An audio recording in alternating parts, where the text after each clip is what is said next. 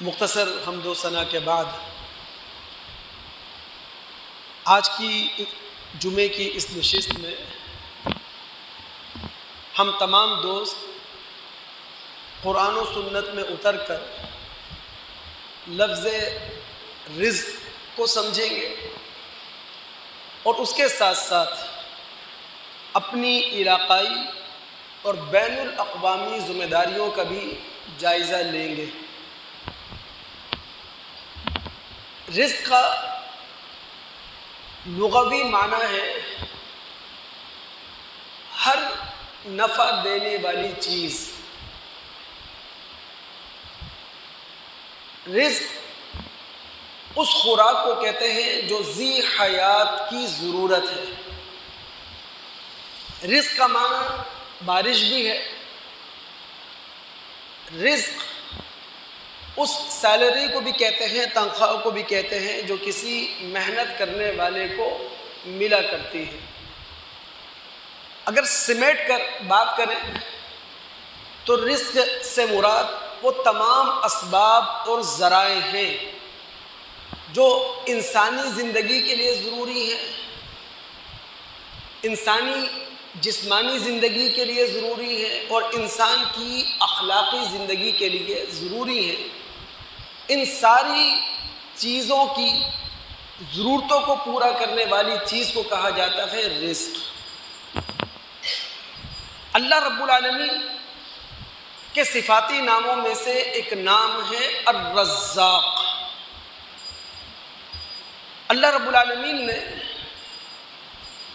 سورہ ذاریات کی آیت نمبر 58 میں فرمایا ان اللہ هو الرزاق ذو القوۃ المتین۔ اللہ رب العالمین رزق رسا ہے، روزی دینے والا ہے۔ اللہ رب العالمین زور آور ہے، رب العالمین زبردست ہستی ہے۔ لیکن اللہ تعالیٰ نے سورہ ذاریات کی آیت نمبر 58 میں جو اپنے آپ کو رزاق کہا ہے، اس کا سیاق و سباق جان لینا بہت ضروری ہے ہم تمام مسلمانوں کے لیے۔ رب العالمین نے فرمایا ہے پچھلی 2 آیات میں وَمَا خَلَقْتُ الْجِنَّ وَالْإِنسَ إِلَّا لِيَعْبُدُونِ، ہم نے جنوں اور انسانوں کو اپنی عبادت اور اطاعت کے لیے پیدا کیا۔ مَا أُرِيدُ مِنْهُم مِّن رِزْقٍ، ہم ان انسانوں سے نہ تو رزق کا سامان چاہتے ہیں، وَمَا أُرِيدُ أَن يُطْعِمُونَ، اور نہ ہم ان انسانوں سے یہ چاہتے ہیں کہ یہ انسان ہمیں کھلائیں۔ 2 باتیں بالکل واضح کر دی اللہ رب العالمین نے کہ انسانوں کی خلقت کا مقصد کیا ہے، انسانوں کو وجود دینے کی علت کیا ہے۔ وہ ہے اللہ رب العالمین کی عبادت اور وہ ہے اللہ رب العالمین کی اطاعت۔ اور انسان اللہ رب العالمین کی عبادت اور اطاعت اس لیے نہ کرے کہ اللہ رب العالمین کی بادشاہت میں اضافہ ہو جائے گا، رب العالمین کی بادشاہت کی رونق میں کچھ اضافہ ہوگا، یا رب العالمین کی بادشاہت کو 4 چاند لگ جائیں گے۔ نہیں، انسان اللہ رب العالمین کی عبادت، اللہ رب العالمین کی اطاعت اس لیے کرے کہ اس کی سعادت کے درجوں میں اضافہ ہو جائے گا، اس کے کمال کے درجوں میں اضافہ ہو جائے گا۔ اور دوسری بات جو ان آیات سے ہمارے سامنے آتی ہے، جو لوگ بھی اللہ رب العالمین کی عبادت اور اطاعت کی دعوت کو لے کر کھڑے ہوں گے، انہیں صرف اللہ رب العالمین کی ذات پر بھروسہ کرنا ہے اور اس بات کو کبھی نہیں بھلا دینا کہ ان کی خلقت کا جو نصب العین ہے وہ عبادت اور اطاعت ہے۔ اس کے لیے ہر طرح کی قربانی دینا پڑے، قربانی دے لو، جس چیز کو قربان کرنا پڑے قربان کر دو، نہ کہ اللہ رب العالمین کی عبادت اور اللہ رب العالمین کی اطاعت کو قربان کر دیا جائے کسی چیز پر۔ پھر جو لوگ بھی اللہ رب العالمین کی عبادت اور اطاعت کی دعوت کو لے کر کھڑے ہوں گے، ان کے ذہن میں کبھی یہ بات پیدا نہ ہو، یہ اندیشہ پیدا نہ ہو کہ جناب پوری دنیا معاشی مقاطع کر دے گی، پوری دنیا مل کر اقتصادیات کی ترقی کے راستے روک دے گی۔ نہیں، اگر تم اللہ رب العالمین کی دعوت، عبادت اور اطاعت کو لے کر اخلاص کے ساتھ کھڑے ہوگے، رب العالمین تمہیں وہاں سے رزق دے گا جہاں سے تمہیں وہم و گمان بھی نہیں ہوگا۔ سورہ طلاق اس کی آیت نمبر 2 کا آخری ٹکڑا اور اس کی آیت نمبر 3 کا پہلا ٹکڑا آپ مطالعہ کریں، بات واضح ہو جائے گی۔ رب العالمین فرماتے ہیں وَمَن يَتَّقِ اللَّهَ يَجْعَلْ لَهُ مَخْرَجًا، جو اللہ سے ڈر کر زندگی گزارتا ہے رب العالمین اس کے لیے راستے کھول دیا کرتا ہے۔ وَيَرْزُقْهُ مِنْ حَيْثُ لَا يَحْتَسِبُ، اللہ سے وہاں سے رزق دیا کرتا ہے جہاں سے وہم و گمان بھی نہیں ہوا کرتا۔ رب العالمین نے کہا ان اللہ هو الرزاق، اللہ رب العالمین ہی رزق رساں ہے، روزی دینے والا ہے۔ دوستو، اللہ رب العالمین نے سورہ زاریات کی آیت نمبر 58 میں جو اپنے آپ کو رزاق کہا ہے وہ تو ایک خاص پس منظر میں کہا نا، ورنہ اللہ رب العالمین تو تمام ذی حیات مخلوقات کے لیے کیا ہے؟ رزاق۔ سورہ ہود آیت نمبر 6 میں اللہ نے کیا فرمایا؟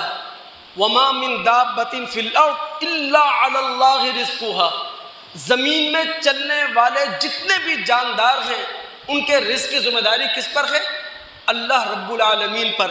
آپ سورہ عنکبوت میں جائیں، اس کی آیت نمبر 60 کا مطالعہ کریں سیاق و سباق میں۔ سیاق و سباق کیا ہے؟ مکہ کے اندر مسلمانوں کے لیے حالات بڑے تنگ ہو چکے ہیں۔ اب ایسا محسوس ہوتا ہے کہ مسلمان زیادہ عرصہ مکہ میں نہیں رہ سکیں گے، انہیں اپنے ایمان کے تحفظ کے لیے، اپنی اسلامی زندگی کے تحفظ کے لیے مکہ کو خیر بات کہنا پڑے گا۔ اب ظاہر ہے آبائی علاقہ چھوڑنا اتنا آسان نہیں ہوتا، غیر علاقے میں جائیں گے، گھر کیسے بنائیں گے، بال بچوں کی رزق رسانی کا انتظام کیسے کر سکیں گے؟ وہاں اللہ رب العالمین نے ان مسلمانوں کو ان گئے گزرے حالات میں توجہ دلاتے ہوئے کہا وَكَأَيٍّ مِّن دَابَّةٍ لَا تَحْمِلُ رِزْقَهَا،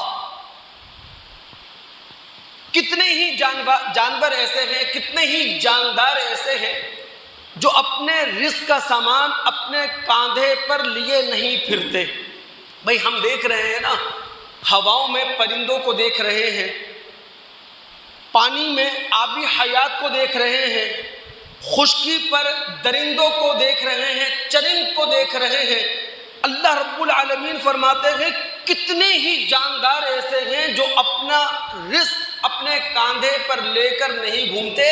اللہ یرزقها، اللہ رب العالمین ان کو رزق پہنچاتا ہے۔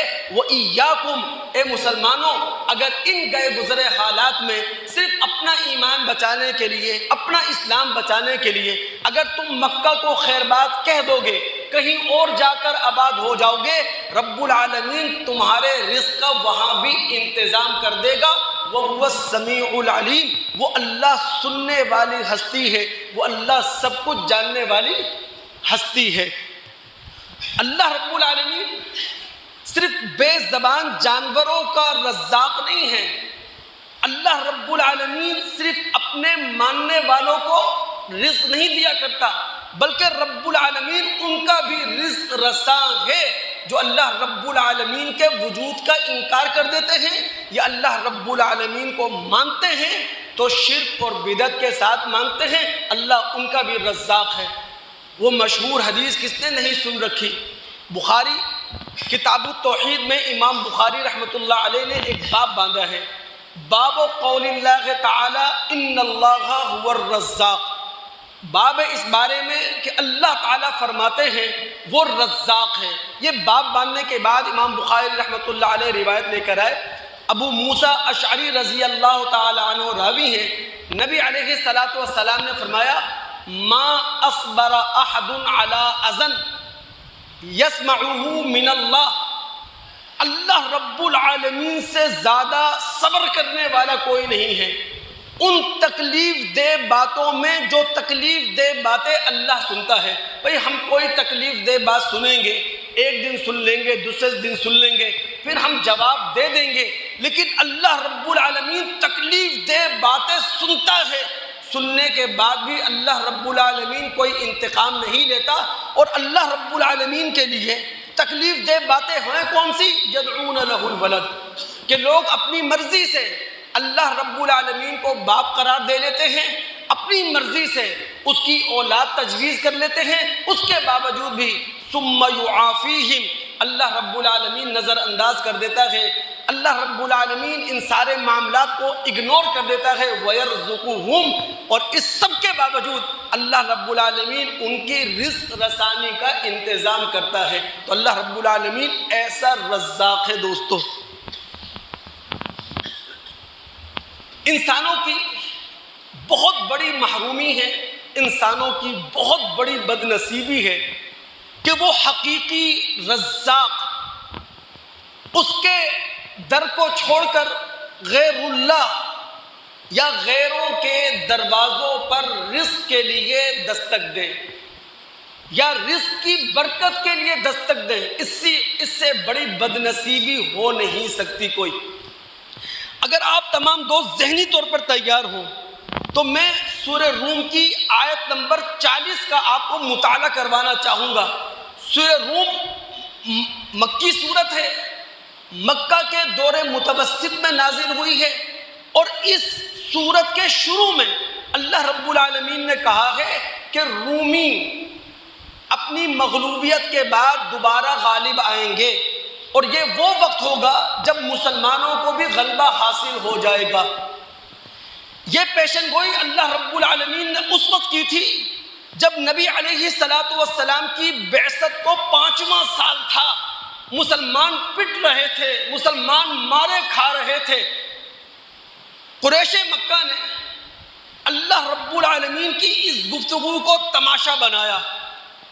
انہوں نے مجوسیوں کی وقتی غلبے کو اور مسلمانوں کی اس وقت کی مغلوبی کو سامنے رکھتے ہوئے مسلمانوں کی دعوت توحید کو نشانہ بنایا، مسلمانوں کی دعوت آخرت کو نشانہ بنایا، اور زبردست مہم چلائی توحید اور آخرت کے خلاف. اللہ رب العالمین نے اس مہم کی تردید کی بھرپور. اللہ رب العالمین نے اس صورت کے اندر انہیں جواب دیا، اور جواب دینے کے بعد اللہ تعالیٰ نے پھر قریش مکہ کو منہ در منہ نشانے پر لیا، اور پھر ان سے کہا کہ جناب طفل تسلیاں نہ دو اپنے آپ کو، اپنے دل کے بہلاوے کا سامان نہ کرو. اللہ الذی خلقکم ثم رزقکم ثم یمیتکم ثم یحییکم. اللہ وہ ہے جس نے تمہیں پیدا کیا، اللہ وہ ہے جس نے تمہاری رزق رسانی کا انتظام کیا، اللہ وہ ہے جو تمہیں موت دے گا، اللہ وہ ہے جو موت دینے کے بعد نئی زندگی دے گا. حل من شرکائکم من یفعل من ذالکم من شیء، کیا تمہارے شرکاء میں سے کوئی ایسا ہے جو ان سارے کاموں میں سے کوئی کام کر سکتا ہو؟ سبحانہ و تعالی عما یشرکون. اللہ رب العالمین ہر نقص سے پاک ہے، اور تمہارے ہر طرح کے شرک سے اللہ رب العالمین بلند و بالا ہے. تو رزق دینے والا صرف اللہ ہے، رزاق صرف وہ ہے. اس کے دروازے کو چھوڑ کر، اس کے در کو چھوڑ کر دوسرے دروں پر گھومتے پھرنا یہ انسان کی بدنصیبی اور انسان کی محرومی کے سوا کچھ اور نہیں ہے دوستو. یہی وہ بات ہے جو اللہ رب العالمین نے سورہ نحل کی آیت نمبر 67 میں کہی ہے، اور سورہ عنکبوت کی آیت نمبر 17 میں کہی ہے. ہم سورہ عنکبوت کی آیت نمبر 17 کا مطالعہ کرتے ہیں. ابراہیم علیہ السلام اپنی قوم سے مخاطب ہیں، اور اپنی قوم کے لوگوں سے کہہ رہے ہیں کہ تم نے اللہ رب العالمین کے مقابلے میں جن کو خدا بنا کر کھڑا کر دیا ہے، یہ بت کے سوا کیا ہیں، یہ تھان اور استھان کے سوا کیا ہیں، اور اگر تم نے اللہ رب العالمین کے مقابلے میں کچھ خدا اپنی مرضی سے کھڑے کر دیے ہیں تو یہ رب العالمین پر الزام ہے، یہ رب العالمین پر اتہام ہے، اس لیے کہ اللہ رب العالمین کی طرف سے تمہارے پاس کوئی ایسی دلیل موجود نہیں ہے جو دلیل ہمیں یہ بتائے کہ اللہ رب العالمین نے کچھ لوگوں کو اپنی خدائی میں شریک کر لیا ہے۔ پھر ابراہیم علیہ السلام کیا کہتے ہیں؟ ان الذین تعبدون من دون اللہ لا یملکون لکم رزقا، جن ہستیوں کو تم خدا کے مقابلے میں معبود بنا لیتے ہو وہ تمہاری رزق رسانی کے مالک نہیں ہیں۔ فابتغوا عند اللہ الرزق واعبدوہ واشکروا لہ، اگر تم رزق مانگتے ہو، اگر تم رزق میں برکت مانگنا چاہتے ہو تو رب العالمین کے در پر جاؤ، رب العالمین کے دروازے پر دستک دو، چونکہ اللہ رب العالمین ہی حقیقی رزاق ہے، اسی کی عبادت کرو، اسی کا شکر ادا کرو، الیہ ترجعون، مرنے کے بعد تم سب نے پلٹ کر اسی کی طرف جانا ہے۔ تو دوستو حقیقی رزاق وہی ہے۔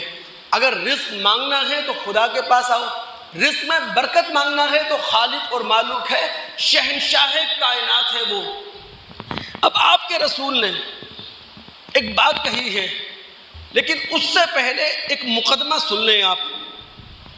اللہ رب العالمین کے رزاق ہونے کا مطلب یہ نہیں ہے ہم گھر میں اپنے آپ کو بند کر کے بیٹھ جائیں، ہم کسی کمرے میں اپنے آپ کو پیک کر لیں، مصلی بچھا لیں، تسبیح کے دانے پھیریں، اللہ رب العالمین سے دعا اور مناجات کریں، رب العالمین سے رزق کی درخواست کریں، رب العالمین ہماری درخواست پر آسمان سے مائدہ اتارے گا، وہ دسترخوان بچھے گا، وہ دسترخوان سجے گا اور ہم خود بخود لطف اندوز ہوں گے۔ اللہ تعالیٰ کے رزاق ہونے کا معنی یہ نہیں ہے، بلکہ اللہ کے رزاق ہونے کا معنی یہ ہے کہ اللہ رب العالمین نے ہم انسانوں کو رزق حاصل کرنے کا ایک ذریعہ بنا دیا ہے۔ اللہ رب العالمین نے ہم انسانوں کو رزق حاصل کرنے کا ایک ٹول بنا دیا ہے۔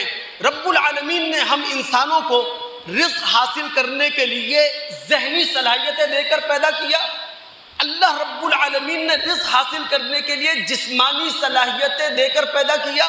اب ہم معاش کے میدان میں اپنی ذہنی اور جسمانی صلاحیتوں کو لے کر اترے۔ اللہ رب العالمین نے جتنا رزق ہمارے لیے مقدر کر دیا ہے وہ رزق بلا روک ٹوک ہمیں ملے گا، یہ معنی ہے اللہ رب العالمین کے رزاق ہونے کا۔ اب آپ کے رسول صلی اللہ علیہ وسلم نے کس طرح اس پوری بات کو لفظوں میں سمیٹا۔ ترمذی ابواب الزہد کی معروف روایت ہے، عمر بن خطاب رضی اللہ تعالیٰ عنہ اس روایت کے راوی ہیں۔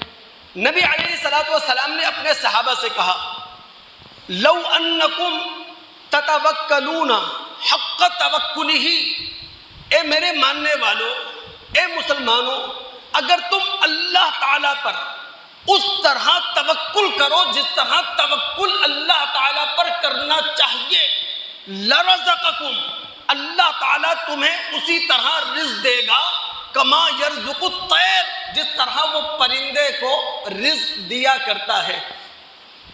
اب پرندے کو اللہ تعالیٰ کیسے رزق دیتا ہے؟ تروح خماسا تغدو خماسا، جب پرندہ صبح کو نکلتا ہے اپنے گھونسلے سے، بھوکا ہوتا ہے، اس کا پیٹ چپکا ہوا ہوتا ہے، تغدو خماسا، لیکن وتروح بطانا، جب وہ پرندہ واپس آتا ہے شام کو اپنے گھونسلے پہ تو اس کا پپوٹا بھرا ہوا ہوتا ہے، اس کا پیٹ بھرا ہوا ہوتا ہے۔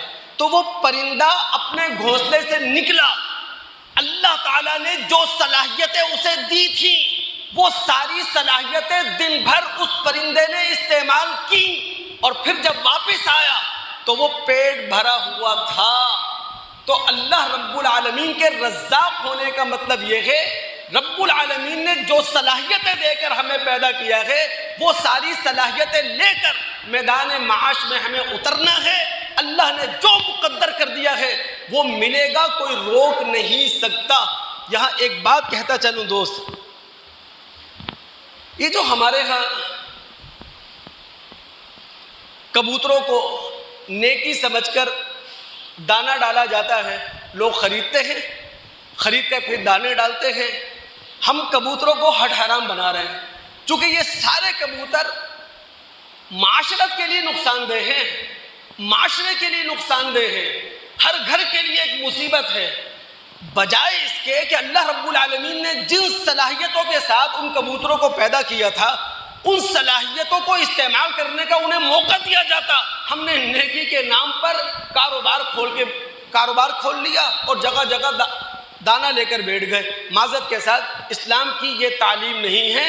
ہم انسان اصولی لحاظ سے جو ذمہ دار ہیں وہ انسانوں کے ذمہ دار ہیں، نہ کہ جانوروں کے ذمہ دار ہیں۔ ہاں اگر ہم کسی وقت موقع پر ذمہ دار نہیں ہیں، ہم کسی موقع پر کسی جانور کو، کسی جاندار کو تکلیف میں دیکھتے ہیں، بھوک پیاس میں دیکھتے ہیں تو مدد کر سکتے ہیں، لیکن ذمہ دار نہیں ہے جس طرح ہم نے ذمہ داری بنا لی ہے۔ انسانوں کے ہم ذمہ دار ہیں اور یہ ذمہ داری ہم سے صحیح طور پر ادا نہیں ہو رہی۔ حالت کیا ہے؟ یاد رکھیے، وہ تمام لوگ جو اللہ تعالیٰ کی دی ہوئی صلاحیتوں کو استعمال نہیں کر رہے، حد حرام بنے ہوئے ہیں، آپ کے مالوں پر ان کا کوئی حق نہیں ہے۔ اور اگر ہم ایسے حد حرام لوگوں پر خرچ کر رہے ہیں تو اللہ کی قسم اپنی معاشرت کو، اپنی معیشت کو تباہ کر رہے ہیں اپنے ہاتھوں۔ آپ کے مالوں پر، آپ کے صدقے پر، آپ کے خیرات پر صرف ان لوگوں کا حق ہے جن کی ضرورت کو آپ جانتے ہیں، جن کی مجبوری کو آپ سمجھتے ہیں، جن کی فاقہ کشی آپ کے علم میں ہے۔ اب ایسے لوگ کہاں ہوں گے؟ آپ کے گھروں میں، آپ کے خاندانوں میں، آپ کے محلوں میں، آپ کے قرب و جوار میں، آپ کے آس پڑوس میں۔ لیکن جب پاکستان کے اندر جانے بغیر اندھے انداز میں صدقہ خیرات کیا جا رہا ہے تو حالت اتنی بدتر ہے۔ یہ رپورٹ کس کے علم میں نہیں ہے؟ پاکستان کی 25 کروڑ کی آبادی میں 3 کروڑ 80 لاکھ پیشہ ور گداگر ہیں۔ صرف 6% ہیں جو حقیقی ضرورت مند ہیں، جو سفید پوش ہیں، باقی 94% پروفیشنل بیگر ہیں۔ 50% کراچی میں ہیں، باقی 50% پورے پاکستان کے شہروں میں ہیں۔ 55% عورتیں ہیں، 27% بچے ہیں، 12% مرد ہیں۔ اور بلا ناغہ ہم پاکستانی، ماشاءاللہ بہت امیر ہیں نا، بلا ناغہ ہم پاکستانی 32 ارب روپے ان پیشہ ور گداگروں کے ہاتھوں میں رکھ رہے ہیں۔ سالانہ 117 کھرب روپے ان پیشہ ور گداگروں کو دے رہے ہیں۔ اگر ان 117 کھرب روپوں کو ایکسچینج کریں آپ ڈالر سے تو 42 ارب ڈالر کہہ دینا آسان ہے۔ یہ تو ہمارا کچھ بجٹ ہوتا ہے پاکستان کا۔ 42 ارب ڈالر ان پیشہ ور گداگروں کے ہاتھوں میں ہم رکھ دیتے ہیں۔ تو صدقہ خیرات کہاں سے معاشرہ بنائے گا؟ صدقہ خیرات کہاں سے معیشت کو کھڑا کرے گا؟ جب آنکھیں بند کر کے ہم پیشہ ور گداگروں کو دیں گے، غیر ضرورت مندوں کو دیں گے۔ یہ پیشہ ور گداگر جانتے ہیں کس طرح آپ کا دل پگھلایا جاتا ہے، ان کو رونا بھی آتا ہے، آنسو بھی بہانا آتا ہے، پیروں میں بھی گرنا آتا ہے، آپ کے دل کو فتح کرنا بھی آتا ہے، سارے کام یہ کر لیتے ہیں۔ ان کا حق نہیں تھا، جن کا حق ہے ان کو پہنچا نہیں رہے ہم۔ یہ ہماری بہت بڑی غفلت ہے۔ میں کہوں گا یہ بہت بڑا اخلاقی جرم ہے جو پورا پاکستانی معاشرہ کر رہا ہے۔ اللہ رب العالمین رحم فرمائے، اللہ رب العالمین کرم فرمائے۔ ابو داؤد اور نسائی کی روایت ہے، حجۃ الوداع کا موقع ہے، نبی علیہ الصلوۃ والسلام صدقہ خیرات کی تقسیم کر رہے ہیں۔ 2 شخص نبی علیہ الصلوۃ والسلام کے پاس آئے، انہوں نے نبی علیہ الصلوۃ والسلام سے صدقہ خیرات میں سے کچھ مانگا۔ آپ صلی اللہ علیہ وسلم نے اوپر سے لے کر نیچے تک دیکھا، آپ نے دیکھا ان کے پاس ذہنی صلاحیتیں خدا کی دی ہوئی ہیں، ان کے پاس جسمانی صلاحیتیں خدا کی دی ہوئی ہیں، پھر یہ کیوں مانگ رہے ہیں؟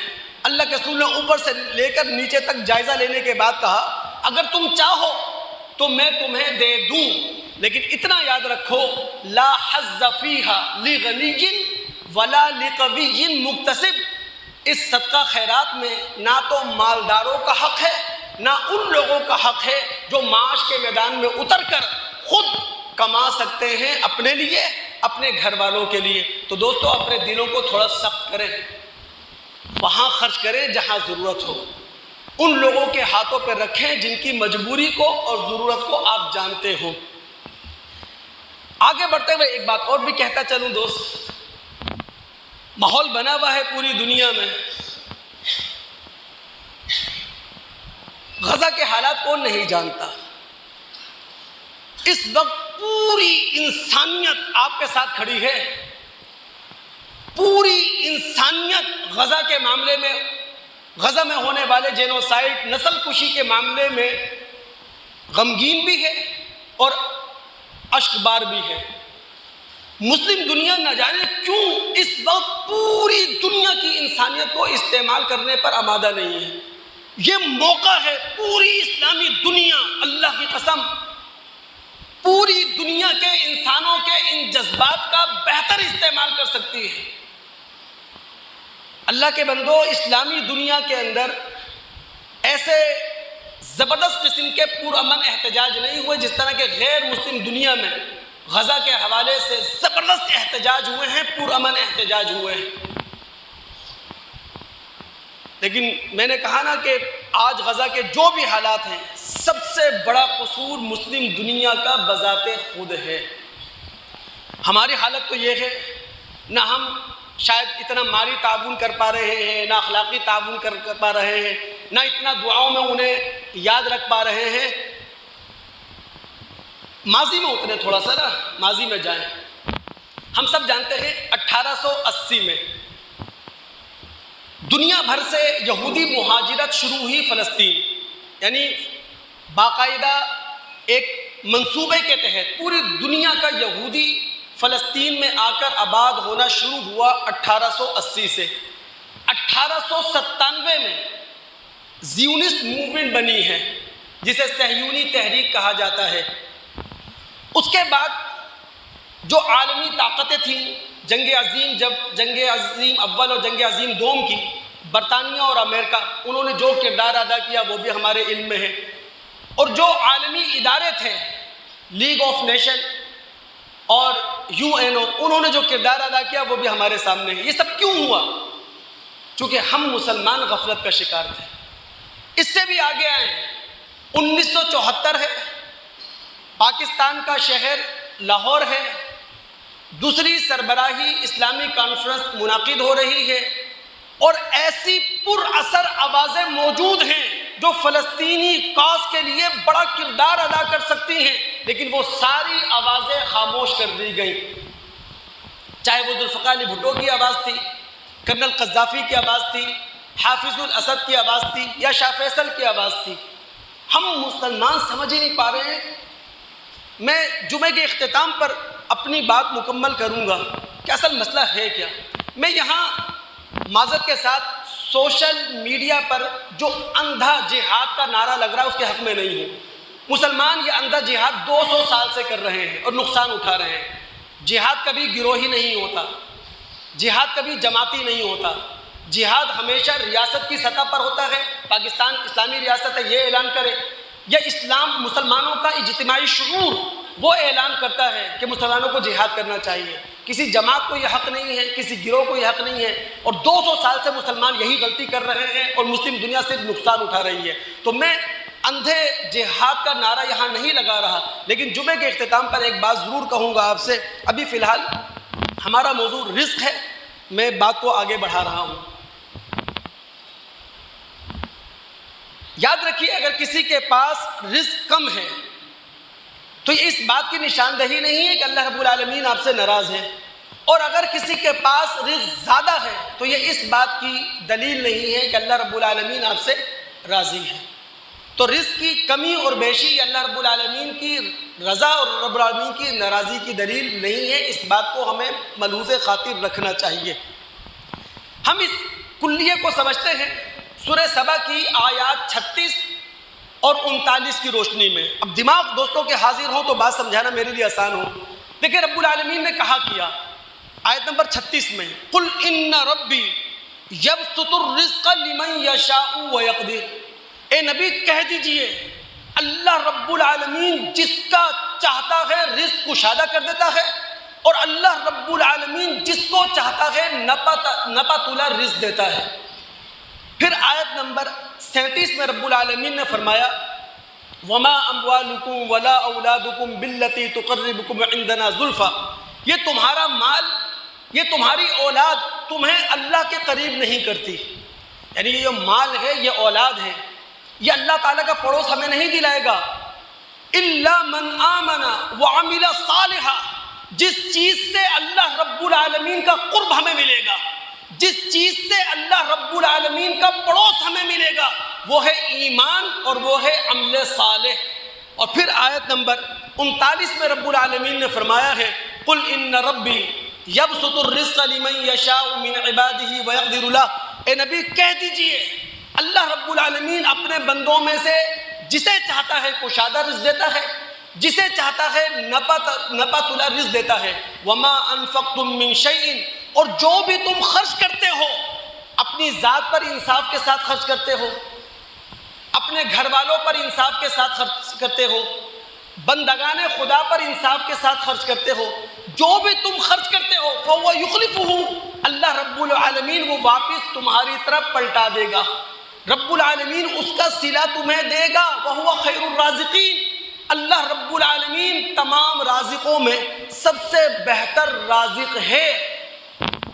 دوستو یہ جو ہمارا ڈراوا ہے نا کہ اگر ہم اسلام پر عمل کریں گے اسلامی احکامات پر عمل کریں گے خدا اور رسول کی دی ہوئی روشنی میں اپنے معاش کے راستے تلاش کریں گے تو ہمارا رزق گھٹ جائے گا.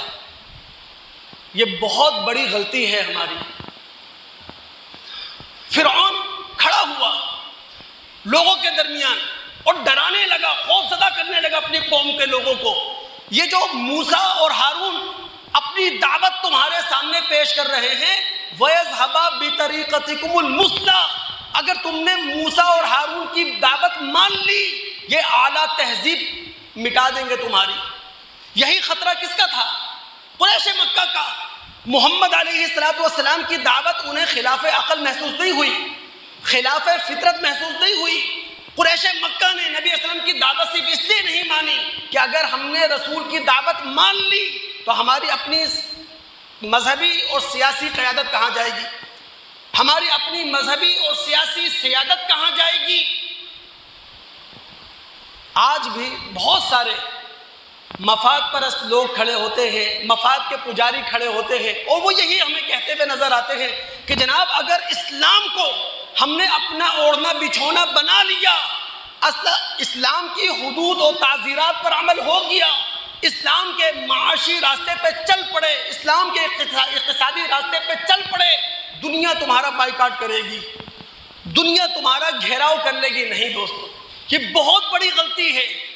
اسلام پر عمل کرنے سے انفرادی حیثیت میں اجتماعی حیثیت میں کوئی بے برکتی نہیں ہوتی بلکہ برکت آسمانوں سے ٹوٹ کر گرتی ہے. بھائی جب میں اپنے آپ کو اللہ رب العالمین کا مطلوب مومن بنا لوں جب پورا معاشرہ اپنے آپ کو اللہ رب العالمین کا مطلوب مومن معاشرہ بنا لے کرپشن ہوگی یہاں دو نمبری ہوگی یہاں حرص ہوگی یہاں لالچ ہوگی یہاں بے ایمانی ہوگی یہاں لوٹ مار ہوگی یہاں ڈکیتیاں ہوں گی یہاں.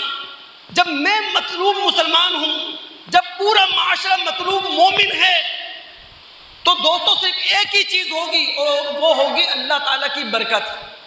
اور وہ برکت اگر میرے پاس مال کم ہے تو صبر کی مسکراہٹ میرے چہرے پر اور اگر میرے پاس مال زیادہ ہے تو شکر کی مسکراہٹ میرے چہرے پر ہوگی. تو دوستو اللہ رب العالمین کے دین پر عمل کرنے سے اللہ رب العالمین کے معاشی نظام سے وابستہ ہونے پر، اللہ رب العالمین کے اقتصادی نظام کو اپنی زندگی کا حصہ بنانے پر کوئی بے برکتی نہیں ہوتی، بلکہ برکت آسمانوں سے بھی ٹوٹ کر گرتی ہے، زمین پھاڑ کر نکل آتی ہے۔ کبھی سمجھے تو صحیح، محمد الرسول اللہ صلی اللہ علیہ وسلم نے جب نبوت کا آغاز کیا، نبوت کا دعویٰ کیا، اس وقت مسلمانوں کے حالات کیا تھے؟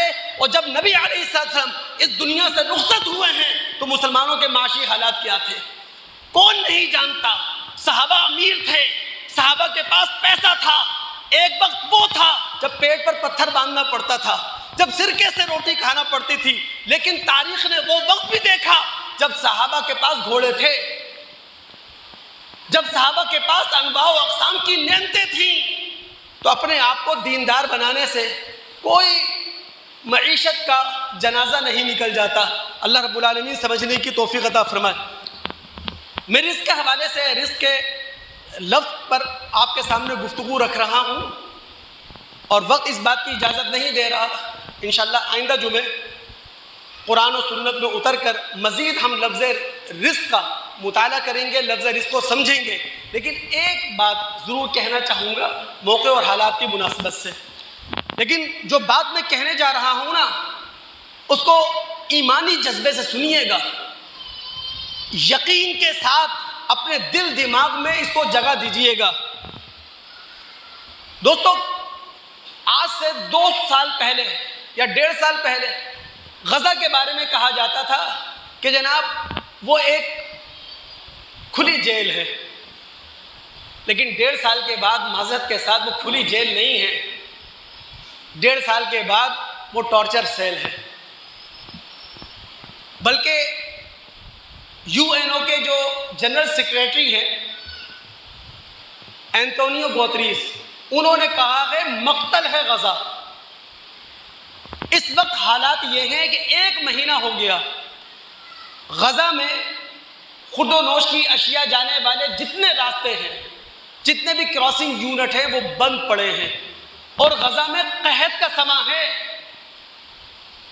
کھانے کو نہیں ہے، غزہ میں پینے کو نہیں ہے۔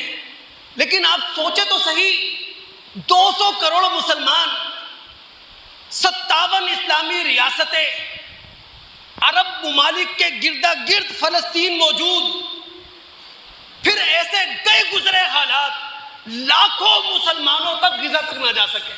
ہم فوجی نہیں بھیج رہے، ہم لڑنے والا مجاہد نہیں بھیج رہے، ہم اسلحہ نہیں بھیج رہے، ہم کھانے پینے کی اشیاء بھیجنا چاہ رہے ہیں، اور 1 مہینے سے زائد کا عرصہ ہو گیا، جتنے بھی تندور تھے UN کے وہ سارے بند پڑے ہیں، روٹی نہیں مل رہی ان بیچاروں کو، کیا کھائیں؟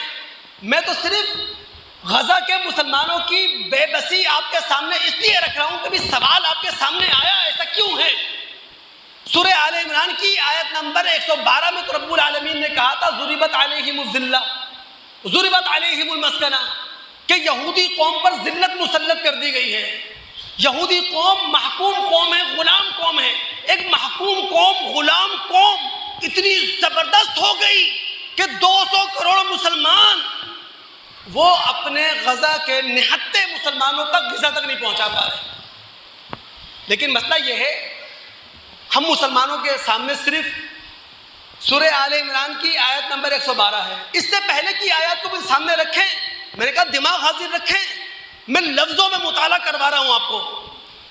اس سے پہلے آیات میں چلے آیت نمبر 102، اس میں رب العالمین ہم سے کہہ رہے ہیں اللہ سے ڈرو جس طرح ڈرنے کا حق ہے، اور پوری زندگی اپنے آپ کو مسلمان بنا کر رکھو۔ آیت نمبر 103 میں اللہ رب العالمین فرما رہے ہیں اسلامی اجتماعیت اس کو قائم رکھو۔ اسلامی اجتماعیت کو دھچکا نہیں لگنا چاہیے، نہ تمہارے ذاتی مفاد سے، نہ تمہارے علاقائی مفاد سے، نہ تمہارے نسلی مفاد سے۔ اسلامی اجتماعیت کو قائم رکھو۔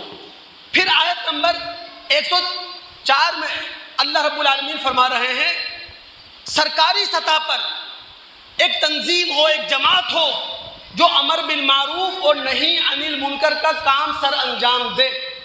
اور آیت نمبر 105 میں رب العالمین فرما رہے ہیں وَلَا تَكُونُوا كَالَّذِينَ تَفَرَّقُوا، اے مسلمانوں اسلامی اجتماعیت کو قائم رکھو، تفرقوں میں نہ بڑھ جانا، انتشار کا شکار نہ ہو جانا، اپنے آپ کو تقسیم نہ کر لینا۔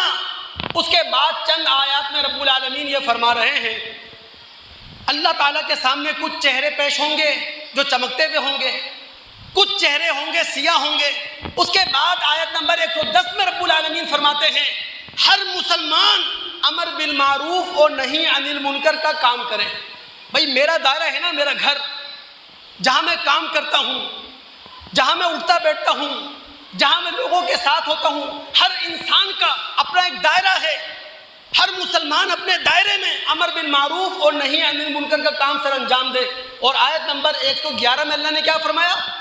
لن یضروکم الا اذی، یہ یہودی تمہیں کچھ نقصان نہیں پہنچا سکتے، ان کی کمر ٹوٹ چکی ہے، یہ صرف الزام تراشی کر سکتے ہیں، یہ صرف اتہام بازی کر سکتے ہیں، یہ صرف زبانی زور آزمائی کر سکتے ہیں، اس کے علاوہ کچھ نہیں کر سکتے یہودی۔ اور پھر قرآن کہتا ہے وَإِن يُقَاتِلُوكُمْ يُوَلُّوكُمُ الْأَدْبَارَ، اگر یہ یہودی میدان میں آ کر تم سے مقابلہ کریں، یہ پیٹھ دکھا جائیں گے۔ اب قرآن سچا ہے یا ہمارا عمل؟ قرآن سچا ہے، ہمارا عمل جھوٹا ہے۔ نہ ہم متقی ہیں، نہ اسلامی اجتماعیت ہے ہمارے پاس، ٹوٹل تفرقہ، ٹوٹل ٹوٹ پھوٹ۔ آج غزہ کے مسلمان جو کچھ سہ رہے ہیں، جو کچھ برداشت کر رہے ہیں، وہ ہمارے نا اتفاقی کی وجہ سے، ہماری کمزوری کی وجہ سے، ہماری مؤثر آواز نہ ہونے کی وجہ سے۔ قرآن اپنی جگہ سچا ہے، ہم اپنی ذمہ داری کا احساس نہیں کریں گے، معذرت کے ساتھ یہی رہے گا۔ تو کم سے کم غزہ کے مسلمانوں کو اپنی دعاؤں میں یاد رکھے، اپنے اخلاقی تعاون میں یاد رکھے، اپنے مالی تعاون میں یاد رکھے، اور اس سے آگے بڑھ کر دوست، اسرائیلی پروڈکٹ کا بائیکاٹ ہو سکتا ہے، اس کی تمام مصنوعات سے ہم اپنے آپ کو بچا سکتے ہیں، چاہے وہ کھانے پینے کی چیزیں ہیں، چاہے وہ دیگر برتنے اور استعمال کی چیزیں ہیں، ان سے اپنے آپ کو بچا سکتے ہیں۔ میری گفتگو جاری ہے، آئندہ جمعہ انشاءاللہ لفظ رزق پر اور اپنی علاقائی اور عالمی ذمہ داریوں پر مزید گفتگو کریں گے۔ اللہ تعالیٰ سننے کے بعد سمجھنے کے بعد عمل کرنے کی توفیق عطا فرمائے۔ السلام علیکم ورحمۃ اللہ وبرکاتہ۔